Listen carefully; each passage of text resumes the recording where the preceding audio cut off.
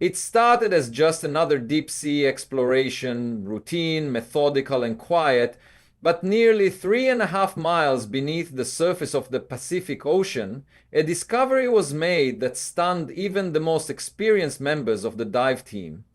What they found wasn't an ordinary sunken vessel or some forgotten freighter lost to time. It was a World War II warship, lost without a trace for over 7 decades, tied to a mission so secret it wasn't declassified for years. Its story included a rapid sinking, no distress signal, and one of the worst naval tragedies in American history. But until now, no one had ever seen what really happened. This wasn't just another wreck.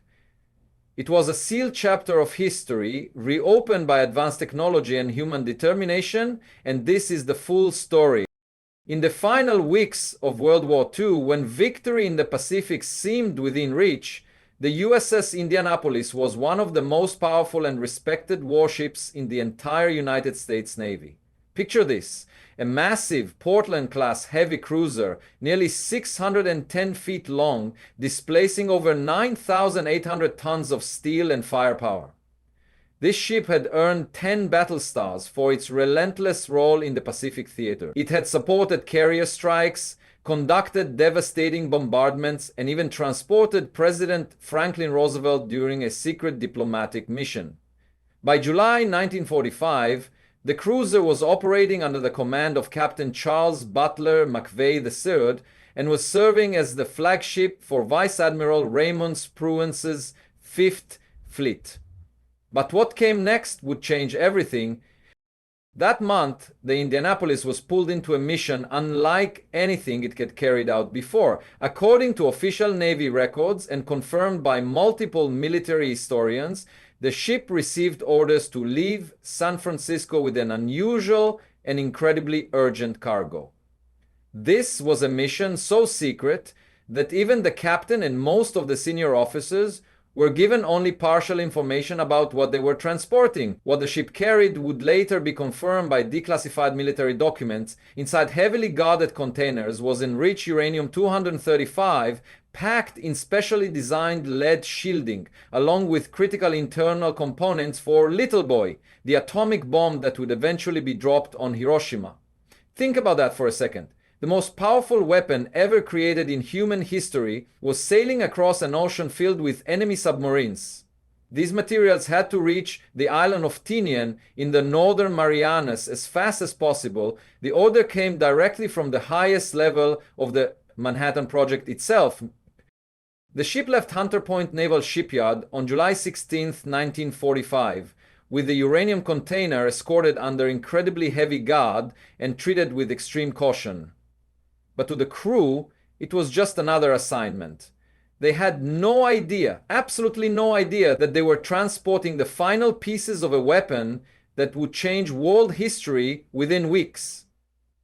To most of the sailors aboard, they thought they were simply delivering replacement aircraft parts or classified documents. The uranium was locked away, and the military police responsible for escorting it gave no hints about what was really happening.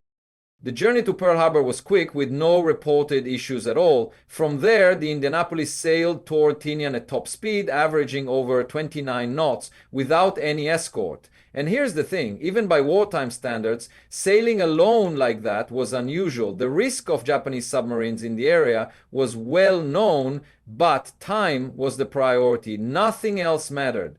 On July 26th, the Indianapolis arrived safely at Tinian Island. The crew quickly offloaded the cargo without any ceremony or fanfare. According to crew accounts, most sailors believed they were simply delivering replacement parts or documents. Few suspected it was anything remotely extraordinary. The military police responsible for escorting the cargo gave absolutely no hints about what was really inside those containers, and the containers themselves were unmarked, completely unremarkable. After completing the delivery, the ship received new orders. Proceed to Guam for brief refitting and restocking supplies. Then continue to Leyte Gulf in the Philippines to join Task Force 95 for training operations. At Guam, some routine crew changes were made. About a dozen sailors disembarked, either reassigned or hospitalized, and a few others joined the crew. It was a standard stop, the kind of thing that happened all the time during wartime operations. The ship stocked up on food, fuel, and mail, everything seemed normal. But here's where the critical mistake was made. Naval Command did not assign an escort for the next leg of the trip to Leyte. Think about this carefully. Despite active Japanese submarine patrols actively hunting in the Philippine Sea, no destroyer, no submarine chaser, no protective vessel was dispatched to accompany the Indianapolis. Instead, Captain McVeigh was simply told to maintain a steady zigzagging pattern, a standard anti-submarine evasive maneuver, and proceed as scheduled. The date was July 28, 1945, when the Indianapolis departed Guam. The ship was running under peacetime sailing conditions. No radar jamming, no sonar net escort, no immediate intelligence warnings. The Navy's combat intelligence had recently concluded that the threat in those waters was minimal. That assumption turned out to be dangerously, catastrophically wrong. The ship was carrying 1,195 men. For most of them, it was just another leg in the war effort. The spirits aboard were surprisingly high. The war seemed to be coming to a close, and the crew had just completed a historic delivery, though they didn't know it at the time. Many sailors believed they would be heading home soon. As night fell on July 29th, the ship pushed westward at about 17 knots. It was a quiet night. Calm seas, a routine cruise across an open ocean that seemed peaceful and endless. No one aboard suspected that danger was tracking them through the darkness. The Indianapolis had delivered the most powerful weapon ever created to the Pacific. But its return journey would become one of the darkest naval tragedies in American history. Unknown to the crew, a Japanese submarine had already spotted them. The mission they had completed would be overshadowed by catastrophic events that would unfold within hours. For years afterwards, surviving crew members would look back at that day, July 28th, as the moment the fate of the Indianapolis was sealed. The warship that had outlasted kamikaze attacks, air raids, and fierce battles across the entire Pacific would not survive the quiet waters between Guam and the Philippines. That is how the Black Sea. At approximately 12:15 a.m. on July 30, 1945, the USS Indianapolis was cruising through the Philippine Sea when it was struck without any warning whatsoever. The attack came fast and with devastating precision.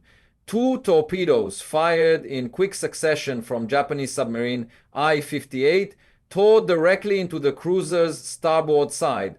The submarine was commanded by Mochitsura Hashimoto, who had been patrolling the area looking for enemy vessels. According to Japanese wartime records and post-war interrogation reports, the submarine had detected the Indianapolis by radar and visual contact. It followed silently for hours before lining up its shot and launching 6 torpedoes. 2 of them struck with catastrophic force. The first torpedo hit near the bow, just forward of the number 1 turret. The second exploded farther aft, directly under the ship's fuel tanks and powder magazines. The results were absolutely catastrophic. The initial blast from the first torpedo severed the bow completely, throwing it into the air and causing rapid, uncontrollable flooding.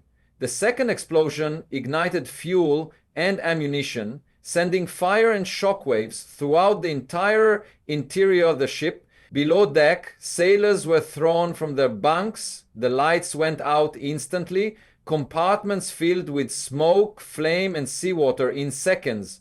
The hull was compromised in multiple places simultaneously. Captain Charles McVeigh, roused from his quarters by the violent impact, immediately took to the bridge to assess the situation, but the damage reports came in almost too fast to process. The ship was taking on water at an uncontrollable rate. Communications were cut. The power systems had failed completely. The backup generator designed to keep the ship's radio functional in emergencies had been knocked out by the explosion. No distress signal was ever confirmed as sent. Think about that. A ship sinking, and nobody knew about it. Eyewitness accounts from survivors consistently describe how quickly the ship listed to starboard. Within just 5 minutes of the impact, the angle had become so severe that the order to abandon ship was given, but chaos had already overtaken any structured evacuation plan. Many of the lifeboats were either destroyed by the explosion or rendered completely inaccessible by fire and structural collapse. Those that did survive the initial blast were incredibly difficult to deploy due to the ship's sharp, almost vertical tilt below decks. Dozens of sailors were trapped. Many were killed instantly in the blast. Others struggled to escape through rising water, smoke, and complete darkness. Escape hatches were jammed. Hallways were blocked by debris. The heat from fires made it impossible to move through some compartments. Some men managed to escape by climbing through torpedo tubes or jumping through blown-out bulkheads. Topside, crew members were diving into the sea without life vests. Some injured, others badly burned from the fires. Oil from the ruptured fuel tanks was spreading across the water. It coated the men, burning their eyes and skin and making it difficult to breathe. Several small groups managed to cling to floater nets or empty rafts that had been thrown into the water, but most had nothing to hold on to. Many survivors were in the water with nothing but their uniforms and their will to survive. The final moments of the Indianapolis were fast and violent. The ship sank in just 12 minutes. By 12:27 a.m., it was gone. From the time of the first torpedo strike to complete submersion, less than a quarter of an hour had passed. No nearby ship saw the sinking. Without a distress call, no one on land knew anything had happened. Roughly 900 men are believed to have gone down with the ship, trapped inside compartments or caught in the final plunge beneath the waves. The rest, around 890 sailors, were left floating in the open ocean in total darkness. The water temperature was around 85 degrees Fahrenheit, warm enough to survive initially, but with no food, no fresh water, and no protection from the blazing sun or the elements, the hours ahead would prove just as lethal as the torpedoes that struck them. Captain McVeigh was among the survivors. After ordering the ship to be abandoned, he jumped into the water with his crew. His command had lasted only moments after the explosion. Now, like hundreds of his men, he was floating in an oil-slicked sea, waiting for help that no one had even been told to send. The location of the sinking, roughly halfway between Guam and the Philippines, was known to the Navy as a high-risk area. But with no follow-up communication from the ship and no confirmed arrival expected for several more days, there was no immediate reason to suspect something had gone wrong. Routine radio silence, a broken schedule, or a navigational delay could all be easily explained during wartime conditions. In fact, the Navy wouldn't even begin to realize the ship was missing until 4 days later. Let that sink in. 4 days of hell before anyone even knew to look. The attack on the Indianapolis was not just a strike against a single vessel, it was a breakdown in communication, in escort strategy, and in basic wartime protocol. Multiple layers of command assumed others were tracking the ship's progress, and no one noticed it had disappeared. When the cruiser vanished below the waves, there were no search planes, no flares, no rescue crews en route. The sea swallowed it in silence. For the men who survived the sinking, the nightmare was only beginning. The torpedoes had sent them into the water, but the ocean itself would become the next threat they would have to fight for survival. When the sun rose on July 30th, 1945, the Philippine Sea looked calm. There was no sign of wreckage, no smoke, and no aircraft circling overhead. But beneath the surface, scattered across miles of open water, hundreds of men from the USS Indianapolis were fighting desperately to survive. The cruiser had vanished just after midnight, and with no distress call received and no follow-up checks made, The Navy didn't even know the ship was missing. Around 890 sailors had made it off the ship and into the sea. Some were grouped together, clinging to rafts or floating nets. Others were isolated, floating completely alone in the water with nothing but a life jacket. Many were injured, burned, bleeding, or suffering from broken limbs. The salt water made every wound worse. The oil from the sunken ship stuck to their skin and filled their mouths. Some swallowed it and began vomiting within hours. The heat during the day was absolutely relentless. With no shade and no fresh water, severe dehydration set in quickly. The men tried to avoid drinking seawater, but eventually many gave in out of desperation. Those who did often became delirious within hours. Some hallucinated, some grew paranoid and violent, attacking others in the water or swimming away from their groups, completely convinced they saw rescue ships that weren't there. As the hours turned into days, the conditions worsened dramatically. By the second day, hunger and thirst had weakened almost everyone. Some men died quietly in their life vests. Others gave up and let themselves slip beneath the surface. But the biggest threat, the one that haunted every survivor's nightmares for decades, was not just the sun or the thirst. It was the sharks.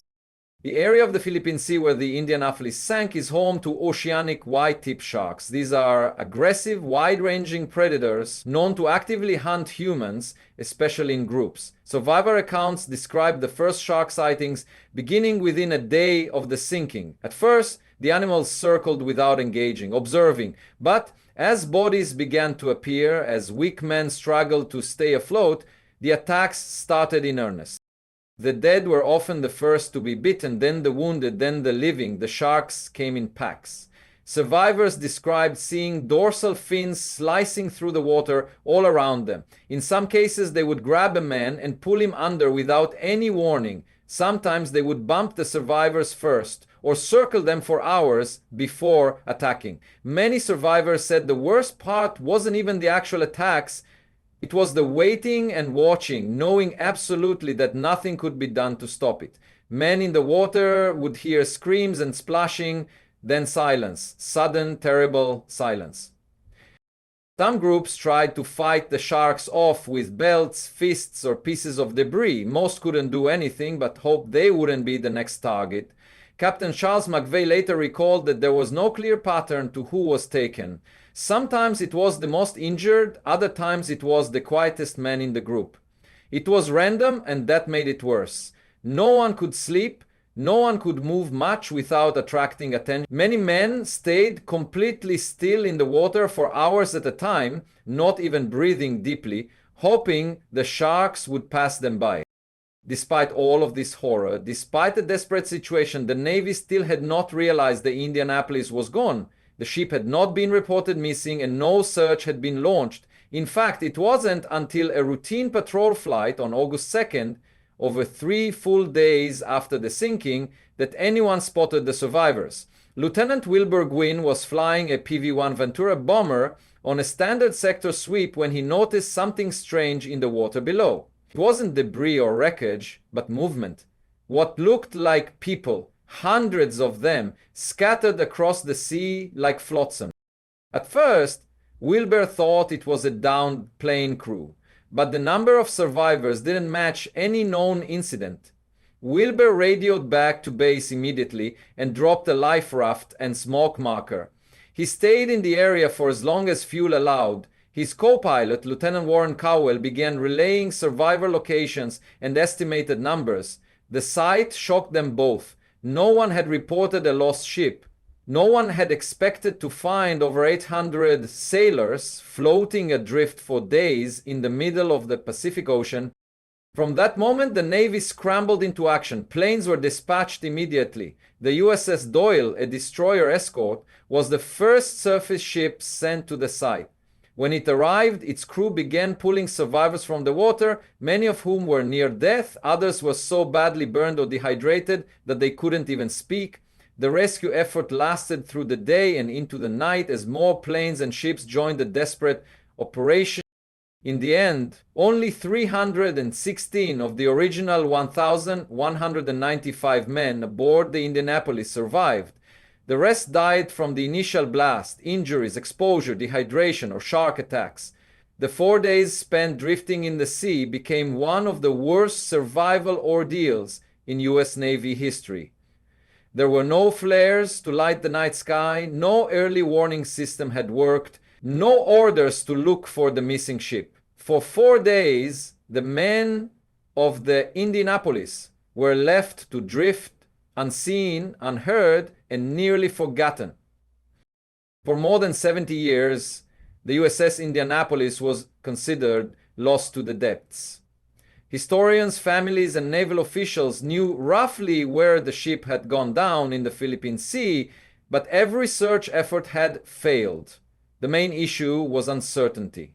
Without a distress call or confirmed coordinates, and with survivors offering varying recollections of events, the Navy could only estimate its final position. The Pacific Ocean is massive, almost incomprehensibly massive, and the exact site had eluded searchers for decades.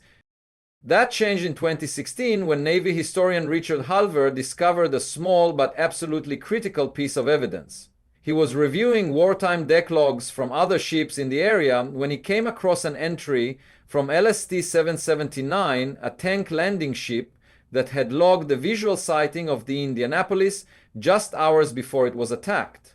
That log gave an exact time and position, something no one had locked down before. Based on this new information, the estimated sinking area was refined significantly. With this breakthrough, the mission to find the wreck was taken up by Paul Allen, the co-founder of Microsoft. Paul had a personal interest in maritime history and had already funded several high-tech expeditions using his research vessel, the Petrel. The Petrel was equipped with advanced sonar systems and remotely operated vehicles, ROVs, capable of operating at extreme depths that would crush any human diver instantly. Unlike past search efforts, Paul's team had both the cutting-edge technology and the narrowed-down coordinates. On August 19, 2017, after days of systematically scanning a carefully selected area of ocean floor, the Petrel sonar detected something unusual over 3 miles deep. The initial imaging showed a large linear object resting upright on the seafloor. The team deployed ROVs to get visual confirmation. The footage that came back was unmistakable. A massive warship with the hull number 35 still visible through decades of corrosion and deep-sea deterioration. It was the USS Indianapolis. What they revealed was shocking. Despite being underwater for over 72 years, the Indianapolis was in remarkably good condition. The deep-sea environment had preserved it far better than anyone expected. The extreme depth meant there were no strong currents, almost no oxygen, and very few scavenger organisms capable of damaging the wreck. Much of the structure remained recognizable. Gun turrets, catapults for launching reconnaissance aircraft, the massive anchor and sections of the teak deck were all intact. Some features like the forward mast and seaplane crane had collapsed or decayed, but overall the ship had not disintegrated the way shallow water wrecks often do. More importantly, the wreck itself confirmed survival testimony and official Navy reports in ways that were almost haunting. The damage matched exactly what had been described by those who were aboard. One torpedo had hit near the bow, causing it to separate entirely. It was found several hundred feet away from the main body of the ship. The second hit farther aft, directly under the fuel and powder magazines. That impact had buckled the center of the ship and triggered internal explosions that likely accelerated the sinking dramatically. The stern section appeared to have collapsed upon impact with the ocean floor after the long fall through the water. The forensic evidence on the wreck finally confirmed the sequence of events that had long been pieced together from memory and survivor accounts. For years, skeptics had debated whether the ship broke up on the surface or underwater. The condition of the wreck showed it had gone down largely intact, breaking apart only after reaching the bottom, proof of how fast the sinking actually occurred. Personal items and ship components were scattered around the site. Parts of anti-aircraft guns, an aircraft catapult arm, and sections of the communications tower. Everything was documented in high resolution, and the data was shared with the US Navy, which quickly confirmed the find. Out of respect for the fallen, nothing was removed from the site. The site was declared a war grave, protected under the Sunken Military Craft Act. The discovery offered closure, but also validation for the families of the men who died. This was the final proof that their loved ones rested where they had always been told, deep below the Pacific, far from any port, in one of the most isolated parts of the ocean. For the survivors, many of whom were still alive at the time of the discovery, it was a powerful and emotional moment. Everything they had said about that night was finally confirmed by physical evidence. The wreck was never disturbed. The US Navy committed to keeping the site off limits to private divers and salvagers. Instead, it would remain untouched, a permanent memorial to one of the most tragic and heroic stories in naval history. The USS Indianapolis had vanished in silence, without a distress call, without witnesses, but more than 70 years later, through persistence, advanced technology, and historical insight, the silence was finally broken. But the discovery was more than just a confirmation of what survivors had already told the world. It was a moment of closure, a moment where technology, determination, and human respect converged to answer questions that had lingered for generations. When the footage was first released to the public, on September 13th, 2017, during a live PBS special called USS Indianapolis Live from the Deep, millions of people around the world got their first real glimpse of what had been hidden at the bottom of the ocean for over 7 decades. The footage was haunting, it was beautiful, and it was deeply, profoundly moving. The images showed the massive hull of the Indianapolis resting upright on the seafloor, nearly intact despite the violent sinking. Gun turrets that had fired thousands of rounds in combat still jutted from the deck, pointing toward the sky they would never see again. The anchor, massive, heavy, still bearing the word Norfolk in faded letters, lay on the deck exactly where it had rested when the ship went down. Supply boxes were visible, their stenciled markings still readable despite being buried under 3 miles of ocean, names, unit designations, inventory numbers, all of it preserved by the unique conditions of the deep. But what struck people most was the level of preservation. The extreme depth meant there were almost no scavenger organisms to damage the wreck. The frigid temperatures, the absence of oxygen, and the stable currents had created a perfect sealed environment. The paint on various structures hadn't completely peeled away. The brass fittings hadn't fully corroded. The ship looked almost as if it could wake up at any moment, rise to the surface, and sail home. It was that eerily perfect preservation that made the footage so powerful and so haunting. Robert Neeland, the underwater archaeology branch head with the Naval History and Heritage Command, was one of the first official historians to examine the footage. He couldn't believe what he was seeing. The paint is still in place, he said in interviews following the discovery. On the anchor you can read Norfolk. On boxes, on supply boxes, you can read Indianapolis and read very clearly what is on that box. It was like stepping back into time. Every artifact, every piece of debris told the story about the sailors who had served aboard that ship. The forensic analysis of the wreck itself provided something equally important: proof. For decades there had been debates about what exactly happened in those final moments. How fast did the ship sink? Was there time for organized evacuation? What caused it to go down so quickly? The wreck's condition answered all of these questions definitively. The bow section was completely separated from the main hull, lying over a mile away from where the rest of the ship rested. The impact craters in the seabed showed exactly where both sections had struck bottom. The damage patterns on the steel plating matched precisely with what would be expected from 2 torpedo strikes, followed by internal magazine explosions. The hull plates near the impact zones were bent backward at nearly 90-degree angles, confirming the catastrophic structural failure that had occurred in seconds.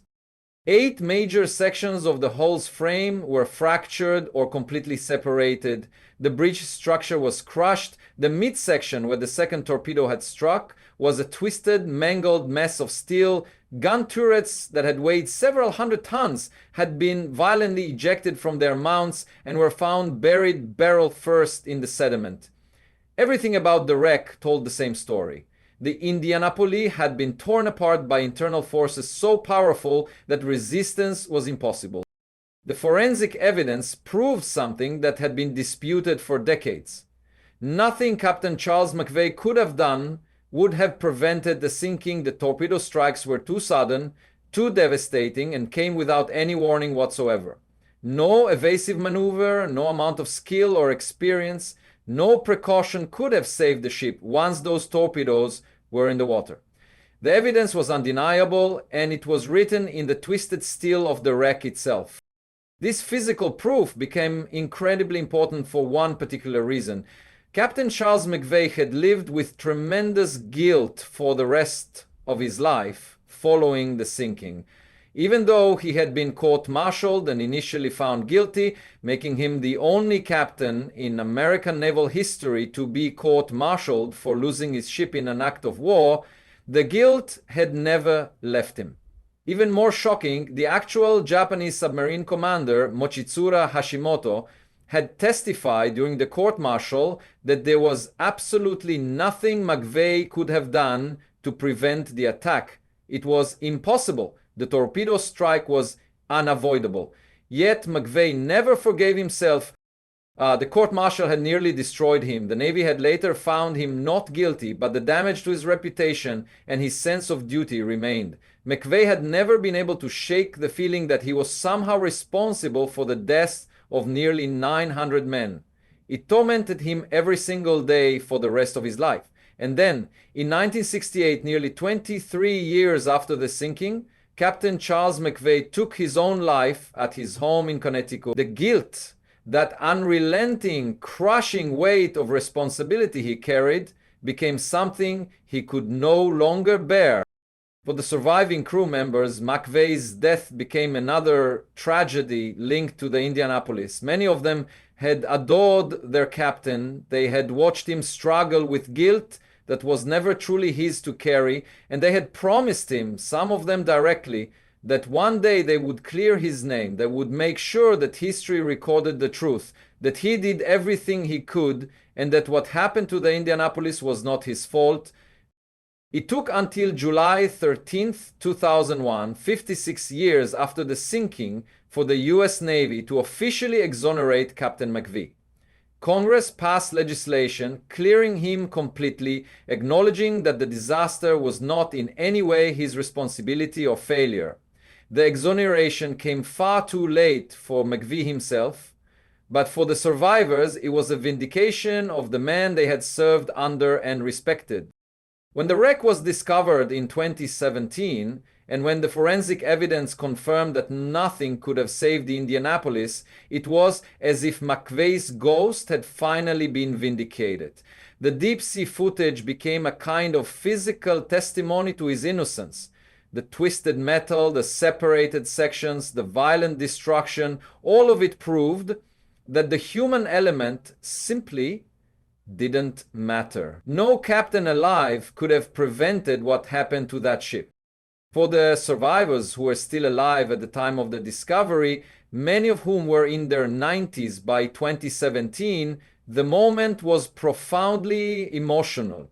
Some of them watched the PBS special live. They saw their ship, the vessel they had served aboard, brought back into the light of public consciousness. They saw proof that everything they had ever said about that night was true. The memories they had carried for 70 years, the fear, the pain, the loss, were validated by hard physical evidence from the ocean floor.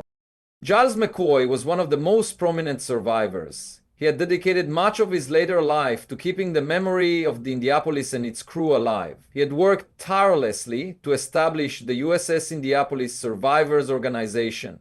and he had led the fight to exonerate Captain McVeigh. When the wreck was discovered, McCoy was 88 years old. He had been a young sailor when the ship went down, and for 72 years he had carried those memories with him. Seeing the ship finally brought back to the public consciousness, confirmed and documented by underwater cameras, was a moment of completion for him and many others like him. The survivors had always said that their experience had changed them profoundly.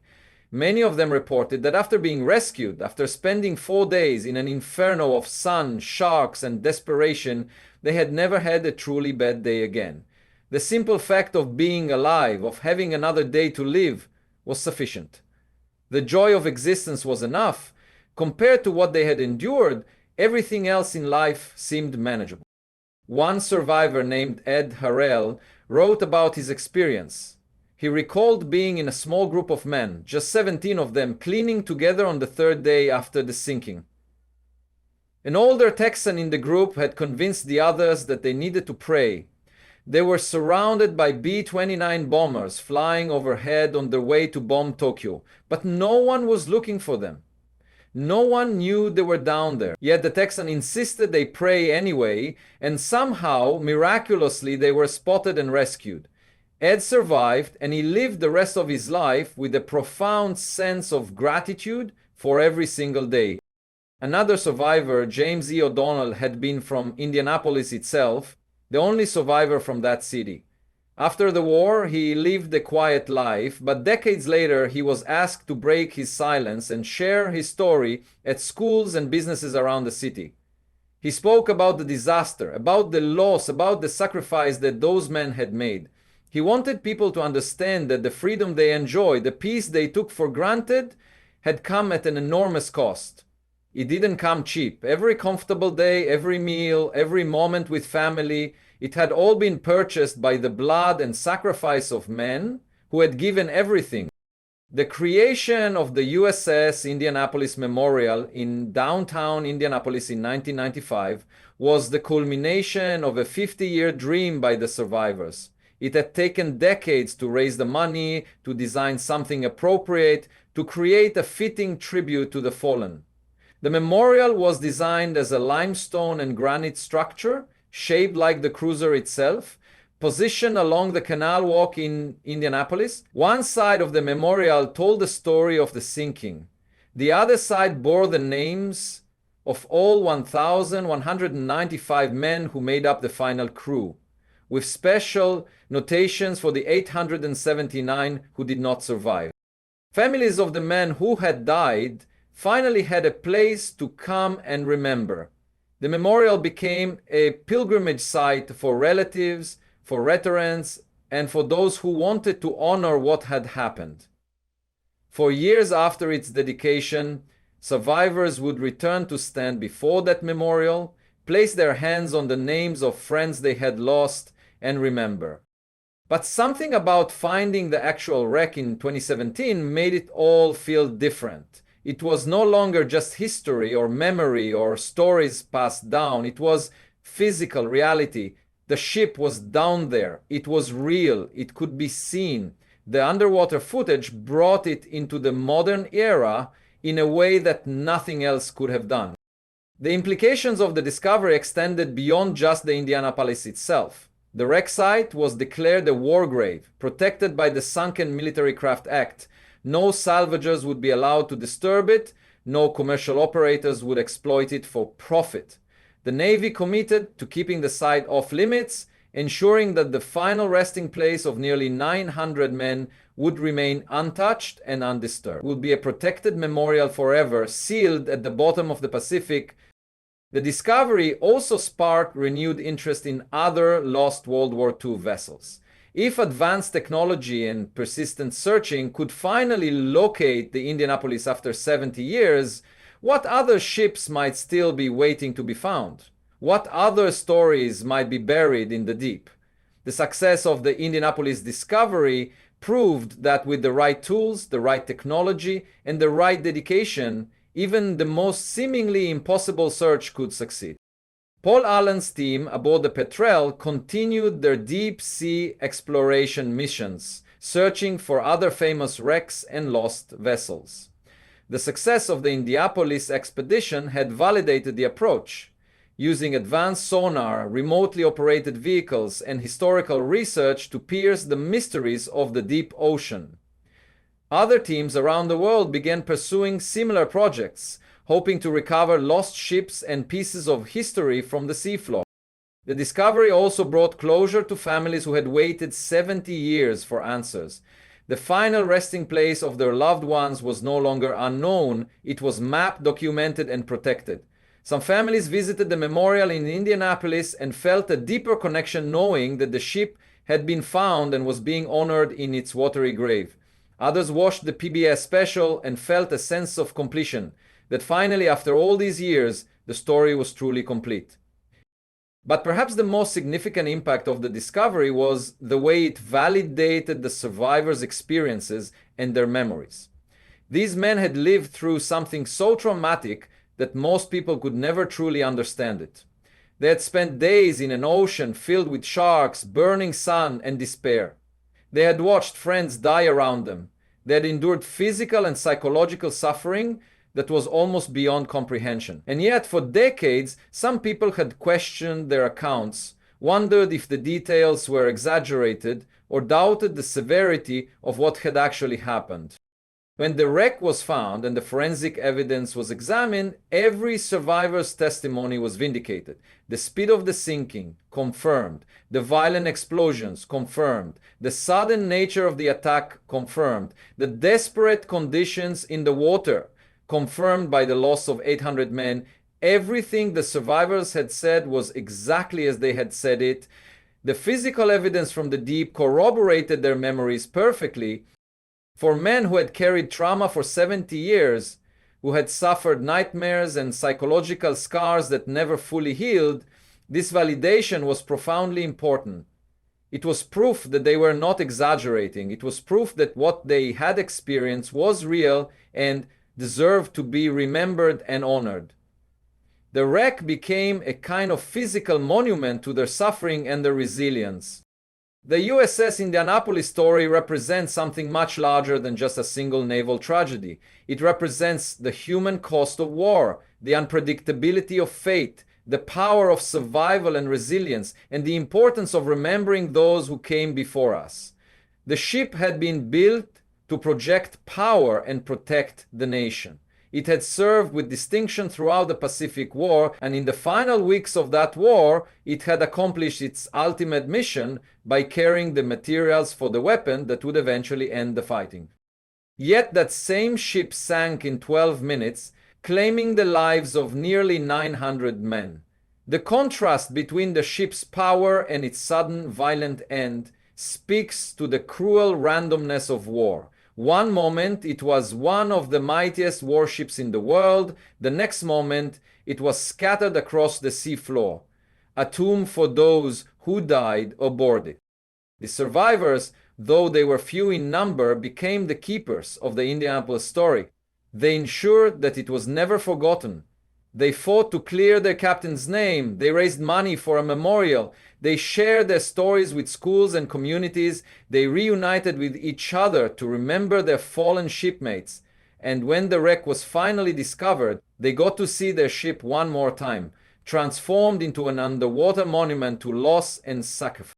The discovery of the USS Indianapolis serves as a powerful reminder that history is not just something that happened in the past and is now finished. History is living. It can be recovered. It can be understood in new ways. It can be honored and protected and learned from. The underwater footage of the Indianapolis, transmitted from a depth of over 3 miles below the surface, brought a story that was 7 decades old into vivid, undeniable focus for a new generation. And so the USS Indianapolis remains where it fell, in the dark depths of the Pacific Ocean, forever a symbol of naval courage, human sacrifice, and the enduring power of memory. The wreck will be preserved for future generations to study and to honor. The names on the memorial in Indianapolis will continue to be read by visitors seeking to remember, and the stories of the survivors will continue to be told, ensuring that those who died will never be forgotten. The shocking underwater footage that revealed the wreck was not just the discovery of a sunken ship, it was a window into the past, a connection between generations, and a final testament to the men of the USS Indianapolis who gave their lives during World War II. Their story, preserved in steel and memory, will endure as long as people choose to remember it. If you found this discovery thrilling, hit the like button and subscribe to the channel. And don't forget to explore more jaw-dropping discoveries on our channel for similar videos that will keep you hooked.